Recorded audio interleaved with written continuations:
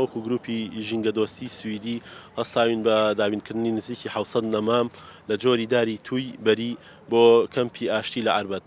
بۆچی ئەم ناوچەیەمان هەڵبژاردووە لەبەر ئەوەی ئەم ناوچەیە شوێنێکە کە ڕێژەی سەوزایی زۆر کەمە. هیوادارین گروپە ژینگەیەکان ڕێکخراوە ژینگەیەکانی تر چاورەم هەڵمەتە بکەن و بتوانن کاری ژینگەدۆستانە و زیادکردنی سەوزایی کە یەکێکە لە ئامانجەکانی هەر گروپێکی ژینگەدۆستی لەبەرەوەی بە زیادبوونی ڕێژی سەوزایی بێتە هۆی دابینکردنی کەش و هەوایەکی گونجاو و نیسبەتی ڕتوبەیەکی باش بۆ وڵاتەکەمان. ئەمە کاریگەری لەسەر ژینگەی دەرونی و تەندروستی و لایەنە ئیجابیەکانی مرۆڤ ئەبێت. ئێمە چەندها چالاکیمان هەبووە لە پێشتر و لە ئێستاە چالاکەکانی پێشترمان ئەگەر هەندێکیان باس بکەم وەکو ناشتنی 2 تۆن بەڕوو لە ڕۆژی گیانی شاخ و هەروەها ناشتنی 300 دار لەوار شۆی وڵاتی هۆڵەندا کە ویسمان کارەکەمان بێ بە کارێکی جیهانی و تەنها لە چوارچێوەی کوردستانانە بێ هەروەها دواتر هاتینەوە لە بیارە و حاجیاوە و شارە زوور کە لەوێش دووبارە دارمان ناشتۆتەوانەوە.